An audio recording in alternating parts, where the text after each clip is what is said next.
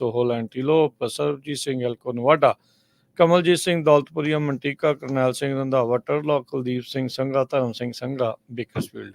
ਸਾਰਿਆਂ ਦਾ ਧੰਨਵਾਦ। ਜੇ ਤੁਸੀਂ ਵੀ ਇਸ ਪ੍ਰੋਗਰਾਮ ਨੂੰ ਸਪਾਂਸਰ ਕਰਨਾ ਚਾਹੁੰਦੇ ਹੋ, ਸੰਪਰਕ ਕਰ ਸਕਦੇ ਹੋ 408 722 76 98 ਦੇ ਉੱਤੇ। ਜੀ ਅੱਜ ਦੀਆਂ ਖਬਰਾਂ ਵੱਲ ਚੱਲੀਏ ਤੇ ਰਿਪਬਲਿਕਨ ਨੈਸ਼ਨਲ ਕਨਵੈਨਸ਼ਨ ਜੋ ਹੋ ਰਹੀ ਆ ਉਹਦੇ ਵਿੱਚ ਅੱਜ ਦੂਜੇ ਦਿਨ ਮੇਨ ਫੋਕਸ ਜੋ ਆ ਉਹ ਇਮੀਗ੍ਰੇਸ਼ਨ ਨੂੰ ਲੈ ਕੇ ਰਿਹਾ, ਬਾਰਡਰ ਨੂੰ ਲੈ ਕੇ ਰਿਹਾ। ਕਹਿੰਦੇ ਵੀ 2015 ਦੇ ਵਿੱਚ ਜਿਸ ਤਰ੍ਹਾਂ ਪ੍ਰੈਜ਼ੀਡੈਂਟ ਟਰੰਪ ਹੋਣਾ ਨੇ ਇਹ ਇਮੀਗ੍ਰੇਸ਼ਨ ਅਨਡਾਕੂਮੈਂਟ ਜਾਂ ਇਲੀਗਲ ਇਮੀਗ੍ਰੇਸ਼ਨ ਦਾ ਮੁੱਦਾ ਚੱਕਿਆ ਸੀ, ਸੋ ਉਸ ਇਸ਼ੂ ਦੇ ਉੱਤੇ ਹੀ ਜਿਹੜਾ ਜ਼ਿਆਦਾ ਅੱਜ ਫੋਕਸ ਰਿਹਾ। ਤੇ ਜੀਓਪੀ ਦੀ ਮੇਨ ਸਟ੍ਰੈਟਜੀ ਇਹ ਆ ਵੀ ਜਿਹੜਾ ਕ੍ਰਾਈਮ ਆ ਉਹਨੂੰ ਬਾਰਡਰ ਪਾਲਿਸੀਜ਼ ਦੇ ਨਾਲ ਜੋੜਿਆ ਜਾਵੇ। ਇਹਨਾਂ ਨੇ ਰੈਚਲ ਮੋਰੇਨ, ਇੱਕ ਮੈਰੀਲੈਂਡ ਦੀ ਬੀਬੀ ਆ ਜਿਸ ਨੂੰ ਮਾਰ ਦਿੱਤਾ ਗਿਆ ਸੀ, ਰੇਪ ਕੀਤਾ ਗਿਆ ਸੀ, ਜੋ ਐਲ ਸਲਵਾਡੋਰ ਤੋਂ ਫਿਊਜੀਟਿਵ ਸੀਗੇ, ਸੋ ਉਹਨਾਂ ਨੂੰ ਯਾਦ ਕੀਤਾ ਗਿਆ। ਇਸੇ ਤਰ੍ਹਾਂ ਕਹਿੰਦੇ ਭਈ immigration has long been one of the Trump's banner issue. ਤੇ ਜਿੰਨੇ ਵੱਡੀ ਗਿਣਤੀ ਦੇ ਵਿੱਚ ਮਾਈਗ੍ਰੈਂਟ ਆਏ ਆ ਬਾਰਡਰ ਕ੍ਰਾਸ ਕਰਕੇ, ਤੇ ਉਸ ਨੂੰ ਲੈ ਕੇ ਵੱਡਾ ਇਸ਼ੂ ਹੈਗਾ। ਹਾਲਾਂਕਿ ਜਿਹੜੇ ਲੋਕ ਹੁਣ ਬਾਰਡਰ ਕ੍ਰਾਸ ਕਰ ਰਹੇ ਉਹਦੇ ਵਿੱਚ ਕਾਫੀ ਘਾਟਾ ਵੀ ਹੋਇਆ, ਕਿਉਂਕਿ ਜਦੋਂ ਪ੍ਰੈਜ਼ੀਡੈਂਟ ਬਾਈਡਨ ਹੁਣਾਂ ਨੇ ਨਵਾਂ ਰੂਲ ਇਸ਼ੂ ਕਰ ਦਿੱਤਾ ਜਿਹਦੇ ਚ ਕੁਛ ਜਿਹੜੀਆਂ ਮੁੱਦਾਂ ਦੇ ਅਨੁਸਾਰ ਅਸਾਈਲਮ ਕਲੇਮ ਬੰਦਾ ਨਹੀਂ ਕਰ ਸਕਦਾ ਹੈਗਾ। ਤੇ ਉਹਨਾਂ ਨੇ ਮੇਨ ਇਸ਼ੂ ਡਰੱਗ ਦਾ ਵੀ ਰਿਹਾ, ਜਿੱਦਾਂ ਫੈਂਟਲੀਨ ਆ ਉਹ ਬਾਰਡਰ ਤੋਂ ਕ੍ਰਾਸ ਹੋ ਕੇ ਇੱਥੇ ਆ ਰਹੀ ਹੈਗੀ ਆ। ਹਾਲਾਂਕਿ ਉਹਦੇ ਵਿੱਚ ਇੰਨਾ ਜ਼ਿਆਦਾ ਵੈਰੀਫਾਈ ਨਹੀਂ ਹੋ ਸਕਿਆ ਵੀ ਕਿਹੜੇ ਬੰਦੇ ਜਿਹੜੇ ਇਨਵੋਲਵ ਹੈਗੇ ਆ। ਵਾਈਸ ਪ੍ਰੈਜ਼ੀਡੈਂਟ ਕਮਲਾ ਹੈਰਿਸ ਨੇ ਕਿਹਾ ਹੈਗਾ ਆ ਵੀ ਅਸੀਂ ਪੂਰੀ ਤਰ੍ਹਾਂ ਹੁਣ ਕੋਸ਼ਿਸ਼ ਕੀਤੀ ਆ ਬਾਰਡਰ ਨੂੰ ਜਿਹੜਾ ਕਲੋਜ਼ ਕਰਨ ਦੇ ਲਈ। ਜੀ ਬਿਲਕੁਲ। ਉਧਰ ਵੱਡੀ ਜਿਹੜੀ ਇੱਕ ਨਿਊਜ਼ ਜਿਹੜੀ ਇਹ ਆ ਰਹੀ ਆ, ਸੈਨੇਟਰ ਬੌਬ ਮਨੈਂਡਜ਼ ਜੋ ਕਿ ਡੈਮੋਕ੍ਰੇਟ ਪਾਰਟੀ ਦੇ ਆ, ਉਹ ਆਪਣੇ ਸਾਰੇ ਦੋਸ਼ਾਂ ਦੇ ਵਿੱਚ ਜਿਹੜੇ ਉਹਨਾਂ ਦੇ ਉੱਤੇ ਚਾਰਜ ਲਾਏ ਸੀ ਉਹਨਾਂ ਵਿੱਚ ਦੋਸ਼ੀ ਪਾਏ ਗਏ ਆ, ਜਿਹਦੇ ਵਿੱਚ acting as a foreign agent ਵੀ ਸ਼ਾਮਲ ਸੀਗਾ। Federal corruption trial Bob Menendez ਦੇ ਉੱਤੇ ਜਿਹੜਾ ਚੱਲ ਰਿਹਾ ਸੀ। ਅਮਰੀਕਾ ਦੇ ਇਤਿਹਾਸ ਦੇ ਵਿੱਚ ਕਹਿੰਦੇ ਪਹਿਲੇ ਸੈਨੇਟਰ ਇਹ ਬਣੇ ਆ ਜਿਨ੍ਹਾਂ ਨੂੰ acting as a foreign agent ਦੇ ਮਾਮਲੇ ਦੇ ਵਿੱਚ ਕਨਵਿਕਟ ਕੀਤਾ ਗਿਆ, ਦੋਸ਼ੀ ਕਰਾਰ ਦਿੱਤਾ ਗਿਆ ਆ। ਕਹਿੰਦੇ ਵੀ ਮਿਸਰ ਤੇ ਕਤਰ ਦੀਆਂ ਸਰਕਾਰਾਂ ਦੇ ਨਾਲ ਮਿਲ ਕੇ ਇਹ ਜਿਹੜੇ ਉਹ ਚੱਲ ਰਹੇ ਸੀ। 3 ਨਿਊ ਜਰਸੀ ਦੇ ਜਿਹੜੇ ਬਿਜ਼ਨਸ ਮੈਨ ਆ ਉਹਨਾਂ ਨੂੰ ਵੀ ਇਸ ਮਾਮਲੇ 'ਚ ਚਾਰਜ ਕੀਤਾ ਗਿਆ ਸੀ।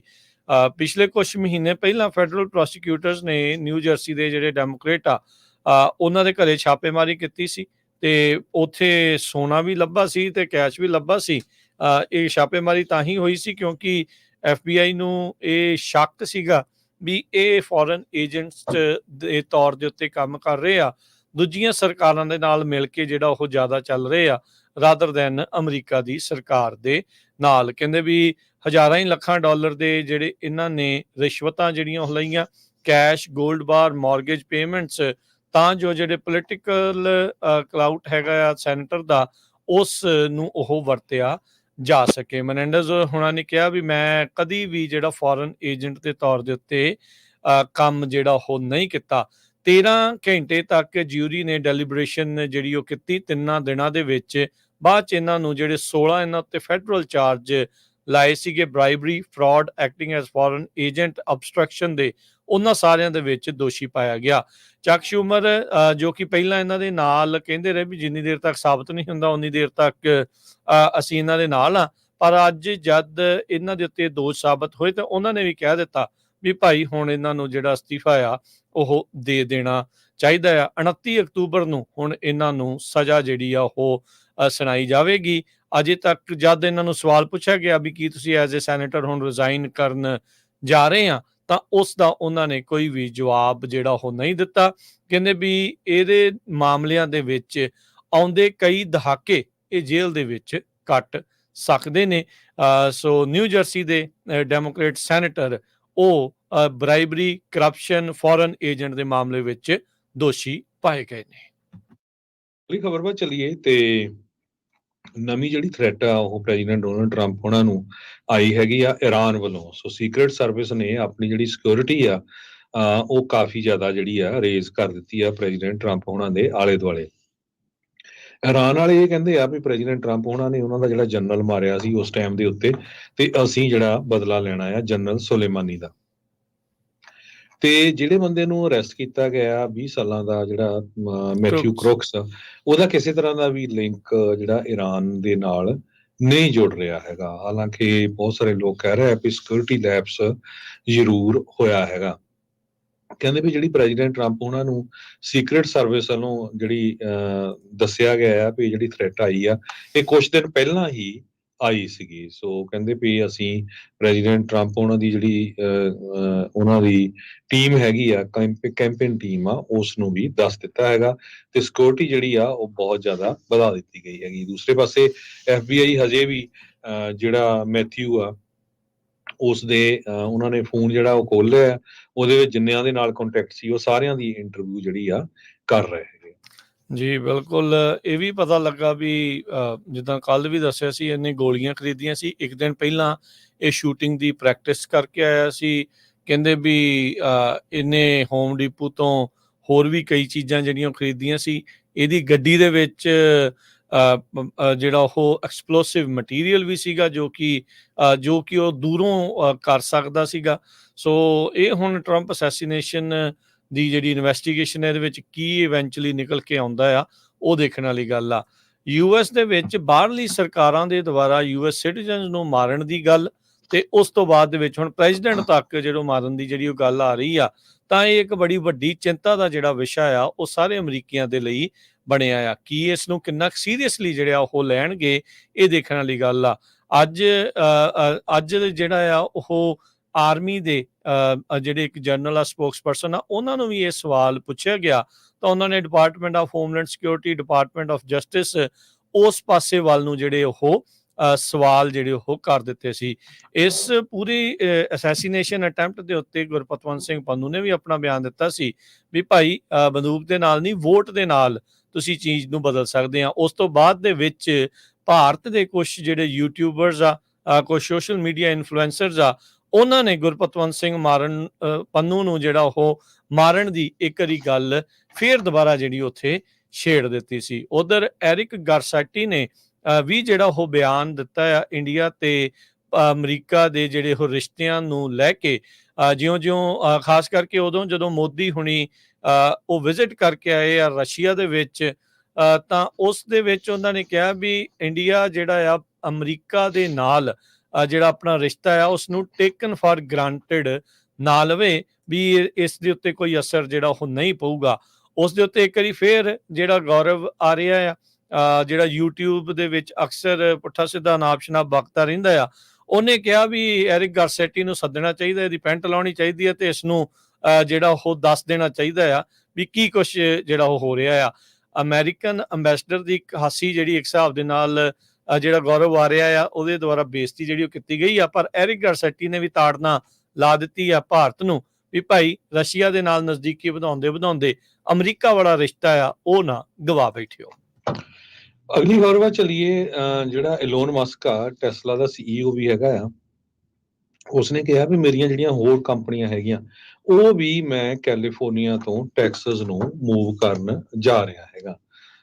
ਟਵਿੱਟਰ ਜਿਹੜੀ ਆ ਪਹਿਲਾਂ ਐਕਸ ਕਰਕੇ ਜਾਣਿਆ ਜਾਂਦਾ ਆ, ਉਹ ਤੇ ਸਪੇਸ ਐਕਸ ਜਿਹਦੇ ਹੈੱਡਕੁਆਟਰ ਕੈਲੀਫੋਰਨੀਆ 'ਚ ਆ, ਇਹ ਕੰਪਨੀਆਂ ਨੂੰ ਮੂਵ ਕਰਨ ਜਾ ਰਿਹਾ। ਉਹਨਾਂ ਨੇ ਬੇਸ ਇਹ ਬਣਾਇਆ ਵੀ ਕੈਲੀਫੋਰਨੀਆ ਦੇ ਗਵਰਨਰ ਗੈਬਨ ਨਿਊਸਮ ਨੇ ਨਵਾਂ ਲਾ ਇਸੇ ਸੋਮਵਾਰ ਨੂੰ ਸਾਈਨ ਕੀਤਾ ਹੈਗਾ, AB 1955, ਜਿਹਨੂੰ support academic futures and educators for today's youth safety act ਕਰਕੇ ਜਾਣਿਆ ਜਾਂਦਾ ਹੈਗਾ।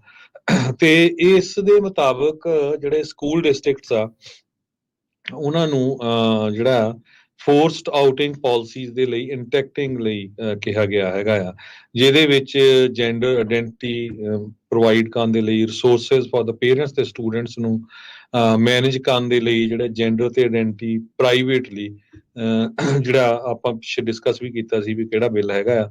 ਸੋ ਉਸ ਨੂੰ ਬੇਸ ਬਣਾ ਕੇ ਇਲੋਨ ਮਸਕ ਨੇ ਇਹ ਕਿਹਾ ਆ ਵੀ ਇਹ ਬਿਜ਼ਨਸ ਦੇ ਲਈ ਵੀ ਤੇ ਲੋਕਾਂ ਦੇ ਲਈ ਵੀ ਜਿਹੜੇ ਬਿੱਲ ਆ ਨਹੀਂ ਸਹੀ ਹੈਗਾ। ਇਸ ਕਰਕੇ ਮੈਂ ਸਾਰੀਆਂ ਕੰਪਨੀਆਂ ਉਹਨਾਂ ਦਾ ਜਿਹੜਾ ਹੈੱਡਕੁਆਰਟਰ ਸਪੇਸਐਕਸ ਦਾ ਹੈਥਰੋਨ ਕੈਲੀਫੋਰਨੀਆ ਸੀ, ਉਹ ਹੁਣ ਸਟਾਰ ਬੇਸ ਟੈਕਸਸ ਦੇ ਵਿੱਚ ਮੂਵ ਕਰਨ ਜਾ ਰਹੇ। ਜੀ, ਆਲਰੇਡੀ ਜਿਹੜਾ ਉਹ ਟੈਸਲਾ ਦੇ ਹੈੱਡਕੁਆਰਟਰ ਨੂੰ ਆਲਰੇਡੀ ਉੱਥੇ ਮੂਵ ਕਰ ਚੁੱਕੇ ਨੇ, ਤੇ ਇਸੇ ਤਰੀਕੇ ਦੇ ਨਾਲ ਹੁਣ ਬਾਕੀ ਕੰਪਨੀਜ਼ ਦੇ ਵੀ ਹੌਲੀ ਹੌਲੀ ਹੈੱਡਕੁਆਰਟਰ ਉੱਧਰ ਮੂਵ ਕਰ ਰਹੇ ਨੇ। ਸੋ ਦੇਖੋ ਕਿ ਇਸ ਦੇ ਵਿੱਚ ਓਵਰਆਲ ਬਣਦਾ ਹੈ। ਉਹੀ ਬਿੱਲ ਆ ਜਿਸ ਦੇ ਵਿੱਚ ਜੇ ਨਿਆਣਾ ਟਰਾਂਸਜੈਂਡਰ ਆ, ਆਪਣਾ ਜੈਂਡਰ ਬਦਲਣ ਦੀ ਗੱਲ ਕਰਦਾ ਹੈ, ਜਾਂ ਉਹ ਕਹਿੰਦਾ ਵੀ ਮੈਂ ਮੁੰਡਾ ਨਹੀਂ ਕੁੜੀ ਆ ਤੇ ਕੁੜੀ ਨਹੀਂ ਮੈਂ ਮੁੰਡਾ ਆ, ਤਾਂ ਉਹਦੀ ਜਿਹੜੀ ਗੱਲ ਆ ਹੁਣ ਸਕੂਲ ਵਾਲੇ ਉਹਨਾਂ ਦੇ ਮਾਪਿਆਂ ਨੂੰ ਜਿਹੜਾ ਉਹ ਨਹੀਂ ਦੱਸ ਸਕਣਗੇ। ਇਹ ਉਹ ਬਿੱਲ ਹੁਣੇ ਸਾਈਨ ਹੋਇਆ। ਕੱਲ ਵੀ ਇਸ ਦੇ ਬਾਰੇ ਆਪਾਂ ਦੱਸਿਆ ਸੀ ਜਦ ਗਵਰਨਰ ਨਿਊਸਮ ਨੇ ਇਸ ਦੇ ਉੱਤੇ ਸਾਈਨ ਕਰ ਦਿੱਤਾ ਸੀਗਾ। ਇਹਦੇ ਨਾਲ ਹੁਣ ਨਿਆਣੇ ਕਿਤੇ ਦੇਖੋ ਦੇਖੀ ਇਦਾਂ ਨਾ ਕਰਨ ਲੱਗ ਜਾਣ। ਭਾਈ ਆਪੋ ਆਪਣੇ ਨਿਆਣਿਆਂ ਦਾ ਧਿਆਨ ਜ਼ਰੂਰ ਰੱਖਿਓ ਵੀ ਕੀ ਚੱਲ ਰਿਹਾ ਹੈ ਸਕੂਲ ਦੇ ਵਿੱਚ। ਕਈ ਤਾਂ ਹੁਣ ਆਪਣੇ ਨਿਆਣਿਆਂ ਨੂੰ ਪਬਲਿਕ ਸਕੂਲ ਚੋਂ ਕੱਢਣ ਦੀ ਵੀ ਗੱਲ ਕਰ ਰਹੇ ਆ। ਚਲੋ ਪਤਾ ਨਹੀਂ ਇਹ ਨੌਬਤ ਕਿਸੇ ਦੇ ਲਈ ਇਦਾਂ ਦੀ ਨਾ ਹੀ ਆਵੇ ਤਾਂ ਚੰਗੀ ਗੱਲ ਆ, ਪਰ ਭਾਈ ਨਿਆਣਿਆਂ ਦੇ ਉੱਤੇ ਜਿਹੜੀ ਉਹ ਨਜ਼ਰ ਰੱਖੋ। ਹੁਣ ਮਾਪਿਆਂ ਨੂੰ ਦੱਸਿਆ ਨਹੀਂ ਜਾਊਗਾ ਸਕੂਲ ਦੇ ਦੁਆਰਾ ਵੀ ਜੇ ਨਿਆਣਾ ਤੁਹਾਡਾ ਇਦਾਂ ਸੋਚ ਰਿਹਾ ਆ ਜਾਂ ਉਹ ਕਹਿ ਰਿਹਾ ਆ, ਜਾਂ ਉੱਥੇ ਬਾਹਰ ਉੱਥੇ ਜਾ ਕੇ ਉਹ ਕਹਿੰਦਾ ਵੀ ਨਹੀਂ ਮੈਂ ਮੁੰਡਾ ਨਹੀਂ ਕੁੜੀ ਆ ਤੇ ਕੁੜੀ ਨਹੀਂ ਮੈਂ ਮੁੰਡਾ ਆ। ਸੋ ਉਹਦਾ ਜਿਹੜਾ ਧਿਆਨ ਤੁਹਾਨੂੰ ਆਪ ਹੀ ਰੱਖਣਾ ਜਿਹੜਾ ਉਹ ਪੈਣਾ ਆ। ਪਿੱਛੇ ਜੇ ਕੁਝ ਸਕੂਲਾਂ ਨੇ ਪਾਲਿਸੀ ਬਣਾਤੀ ਸੀ ਵੀ ਜੇ ਕੋਈ ਇਦਾਂ ਬੱਚਾ ਕਰਦਾ ਤੇ ਤੁਰੰਤ ਉਹਦੇ ਮਾਪਿਆਂ ਨੂੰ ਦੱਸਿਆ ਜਾਵੇ। ਉਸ ਦੇ ਉਲਟ ਡਿਪਾਰਟਮੈਂਟ ਆਫ ਜਸਟਿਸ ਨੇ ਐਕਸ਼ਨ ਲਿਆ ਸੀਗਾ, ਫਿਰ ਉਹਨਾਂ ਨੂੰ ਆਪਣੀ ਪਾਲਿਸੀ ਵਾਪਸ ਲੈਣੀ ਪਈ ਸੀ, ਤੇ ਹੁਣ ਇਸ ਨੂੰ ਪੱਕੇ ਤੌਰ ਦੇ ਉੱਤੇ ਹੀ ਨੋਟੀਫਿਕੇਸ਼ਨ ਵਾਲੀ ਗੱਲ ਨੂੰ ਜਿਹੜਾ ਉਹ ਬੈਨ ਕਰ ਦਿੱਤਾ ਗਿਆ ਹੈਗਾ। ਅਗਲੀ ਖਬਰ ਵਿੱਚ ਚਲੀਏ। ਫ੍ਰਿਜ਼ਨੋ ਦੇ ਵਿੱਚ ਇੱਕ ਬਜ਼ੁਰਗ ਕਪਲ ਨੂੰ ਜਿਹੜਾ ਮਰੇ ਹੋਏ ਪਾਇਆ ਗਿਆ ਹੈ। ਕਾਰਨ ਜਿਹੜਾ ਟ੍ਰਿਪਲ ਡਿਜਿਟ ਜਿਹੜਾ ਟੈਂਪਰੇਚਰ ਸੀ 100 ਤੋਂ ਉੱਪਰ ਸੀ, ਉਹ ਹੋਇਆ ਹੈਗਾ। ਇਹਦੇ ਵਿੱਚ ਰੌਂਡਾ ਸਿਮਨਗਾਰਡ, ਇਹ ਜਿਹੜੇ ਦੋ ਬਜ਼ੁਰਗ ਮਰੇ ਆ, ਹਸਬੈਂਡ ਐਂਡ ਵਾਈਫ ਤੇ ਉਹਨਾਂ ਦੀ ਬੇਟੀ ਆ, ਉਹ ਕਹਿੰਦੀ ਵੀ ਜਦ ਮੈਂ ਆਪਣੇ ਇਹਨਾਂ ਦੇ ਘਰ ਦੇ ਵਿੱਚ ਐਂਟਰ ਕੀਤੀ ਤੇ ਕਹਿੰਦੀ ਮੈਨੂੰ ਲੱਗਿਆ ਵੀ 150 ਡਿਗਰੀ ਦੇ ਲਾਗੇ ਛਾਗੇ ਟੈਂਪਰੇਚਰ ਹੋਊਗਾ, ਵੀ ਇੰਨੀ ਜ਼ਿਆਦਾ ਜਿਹੜੀ ਆ ਉੱਥੇ ਗਰਮੀ ਸੀਗੀ। ਸੋ ਉਹਨਾਂ ਦਾ ਇੱਕ ਜਿਹੜਾ ਏਸੀ ਸੀ ਉਹ ਮੇਰੇ ਖਿਆਲ ਨਾਲ ਕੰਮ ਨਹੀਂ ਕਰਦਾ ਸੀ, ਤੇ ਕਹਿੰਦੇ ਵੀ ਮੇਰਾ ਫਾਦਰ ਚੇਨ ਸਮੋਕਰ ਸੀ ਤੇ ਮਦਰ ਜਿਹੜੀ ਆ ਉਹਨੂੰ ਡਿਮੈਂਸ਼ੀਆ ਹੈਗਾ ਆ, ਤੇ ਦੋਨੋਂ ਜਾਣਿਆਂ ਦੀ ਜਿਹੜੀ ਆ ਮੌਤ ਇਸ ਗਰਮੀ ਦੇ ਦੌਰਾਨ ਹੋ ਗਈ। ਉਹਨਾਂ ਦੀ ਜਿਹੜੀ ਡਾਟਰ ਆ ਉਹ ਓਰੇਗਨ 'ਚ ਰਹਿੰਦੀ ਸੀ। ਓਰੇਗਨ ਤੋਂ ਉਸਨੇ ਜਿਹੜਾ ਆ ਘਰ ਜਦੋਂ ਫੋਨ ਨਹੀਂ ਚੁੱਕਦੇ ਸੀ ਆ ਕੇ ਦੇਖਿਆ ਤੇ ਉਹ ਮਰੇ ਹੋਏ ਸੀਗੇ। ਉਸ ਦਿਨ ਆਊਟਸਾਈਡ ਜਿਹੜਾ ਟੈਂਪਰੇਚਰ ਸੀ ਉਹ 108 ਡਿਗਰੀ ਸੀ। ਜੀ ਜੀ, ਅਗਲੀ ਜਿਹੜੀ ਗੱਲ ਉਹ ਵੀ ਫ੍ਰੈਜ਼ਨੋ ਤੋਂ ਆ ਰਹੀ ਹੈ। ਫ੍ਰੈਜ਼ਨੋ ਦੇ ਵਿੱਚ ਪਹਿਲਾ ਗਰੰਟਿਡ ਇਨਕਮ ਪ੍ਰੋਗਰਾਮ ਉਹ ਸ਼ੁਰੂ ਹੋਣ ਜਾ ਰਿਹਾ ਆ। ਕਹਿੰਦੇ ਵੀ 9 ਲੱਖ ਦੇ ਵਿੱਚੋਂ ਜਿਹੜੀਆਂ ਕੁਝ ਪਰਿਵਾਰਾਂ ਨੂੰ ਇਸ ਇਨਕਮ ਪ੍ਰੋਗਰਾਮ ਤੋਂ ਮਦਦ ਮਿਲੂਗੀ।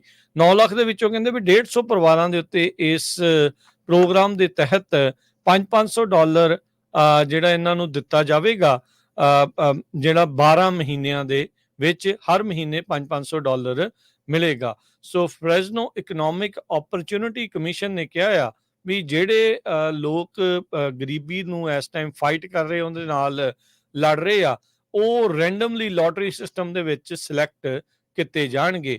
ਇਹ ਜਿਹੜਾ ਪ੍ਰੋਗਰਾਮ ਆ ਸਾਊਥ ਵੈਸਟ ਫ੍ਰੈਜ਼ਨੋ ਤੋਂ ਹਿਊਰਨ ਦੇ ਵਿੱਚ ਹੋਊਗਾ, ਤੇ ਤੁਸੀਂ ਇਸ ਦੇ ਲਈ ਕਹਿੰਦੇ ਵੀ ਅਪਲਾਈ ਕਰ ਸਕਦੇ ਹੈਗੇ ਆ। ਸੋ ਫ੍ਰੈਜ਼ਨੋ EOC ਦੇ ਅਧਿਕਾਰੀ ਕਹਿੰਦੇ ਨੇ ਵੀ ਇਹ ਇਲਾਕਾ ਇਸ ਲਈ ਵਰਤਿਆ ਗਿਆ, ਇਸ ਲਈ ਚੁਣਿਆ ਗਿਆ ਆ ਕਿਉਂਕਿ ਇੱਥੇ ਸਭ ਤੋਂ ਜ਼ਿਆਦਾ ਕੰਸਨਟ੍ਰੇਟਡ ਜਿਹੜੀ ਪਾਵਰਟੀ, ਗਰੀਬੀ ਫ੍ਰੈਜ਼ਨੋ ਦੇ ਵਿੱਚ ਜ਼ਿਆਦਾ ਆ। 30% ਜਿਹੜੇ ਰੈਜ਼ੀਡੈਂਟਸ ਆ ਇਸ ਇਲਾਕੇ 'ਚ ਰਹਿਣ ਵਾਲੇ, ਉਹ ਇਕਨੋਮਿਕ ਹਾਰਡਸ਼ਿਪ, ਫਾਈਨੈਂਸ਼ੀਅਲ ਹਾਰਡਸ਼ਿਪ ਦੇ ਤੋਂ ਜਿਹੜੇ ਉਹ ਗੁਜ਼ਰ ਰਹੇ ਆ। ਕਹਿੰਦੇ ਵੀ ਤੁਸੀਂ ਆਈਦਰ 93706 93234 ਜ਼ਿਪ ਕੋਡ ਦੇ ਵਿੱਚ ਰਹਿੰਦੇ ਹੋਣੇ ਚਾਹੀਦੇ ਆ, 18 ਤੋਂ ਉੱਤੇ ਹੋਣੇ ਚਾਹੀਦੇ ਆ, ਤੇ ਨਾਲ ਆਈਦਰ ਤੁਸੀਂ ਪ੍ਰੈਗਨੈਂਟ ਹੋਵੋ ਜਾਂ ਤੁਹਾਡਾ ਬੱਚਾ ਜਿਹੜਾ ਹੋਵੇ 5 ਸਾਲ ਦਾ ਜਾਂ ਉਸ ਤੋਂ ਘੱਟ ਦਾ, ਤੇ 80% ਤੋਂ ਘੱਟ ਜਾਂ 80% ਜਾਂ ਉਸ ਤੋਂ ਘੱਟ ਜਿਹੜੀ ਏਰੀਏ ਦੀ ਮੀਡੀਅਮ ਇਨਕਮ ਆ ਉਸ ਤੋਂ ਘੱਟ ਤੁਹਾਡੀ ਹੋਵੇ ਤਾਂ ਤੁਸੀਂ ਕਹਿੰਦੇ ਵੀ ਅਪਲਾਈ ਕਰ ਸਕਦੇ ਆ। ਸੋ ਇਦਾਂ ਦੇ ਪ੍ਰੋਗਰਾਮ ਹਰਜੋਤ ਸਿੰਘ ਜੀ ਪਹਿਲਾਂ ਵੀ ਕਈ ਹੋਰ ਸਟੇਟਸ ਦੇ ਵਿੱਚ ਵੀ, ਹੋਰ ਸ਼ਹਿਰਾਂ 'ਚ ਵੀ ਚੱਲੇ ਸੀ। ਸਟਾਕਟਨ ਨੇ ਵੀ ਇਦਾਂ ਦਾ ਪ੍ਰੋਗਰਾਮ ਸ਼ੁਰੂ ਕੀਤਾ ਸੀ। ਸੋ ਹੁਣ ਫ੍ਰੈਜ਼ਨੋ ਦੇ ਵਿੱਚ ਇਹ ਪ੍ਰੋਗਰਾਮ ਸ਼ੁਰੂ ਹੋਣ ਜਾ ਰਿਹਾ ਹੈ ਜਿਸ ਤੋਂ 150 ਪਰਿਵਾਰ ਲਾਭ ਲੈ ਸਕਣਗੇ। ਅਗਲੀ ਖਬਰ ਵੱਲ ਚੱਲੀਏ। ਕਹਿੰਦੇ ਵੀ ਪ੍ਰੈਜ਼ੀਡੈਂਟ ਬਾਈਡਨ ਹੁਣੀ ਇੱਕ ਬਿੱਲ ਨੂੰ ਪ੍ਰਪੋਜ਼ ਕਰ ਸਕਦੇ ਆ, ਜਿਹਦੇ ਮੁਤਾਬਕ ਜੋ 5% ਤੋਂ ਵੱਧ ਜਿਹੜਾ ਇੰਟਰਸਟ ਰੇਟ ਆ ਉਹ ਨਹੀਂ ਵਧਾਇਆ, ਸੋ 5% ਤੋਂ ਵੱਧ ਜਿਹੜਾ ਰੈਂਟ ਆ ਤੁਹਾਡਾ, ਜੇ ਅਪਾਰਟਮੈਂਟ 'ਚ ਰਹਿੰਦੇ ਆ ਜਾਂ ਘਰ 'ਚੋਂ, ਨਹੀਂ ਵਧਾਇਆ ਜਾ ਸਕਦਾ ਹੈਗਾ।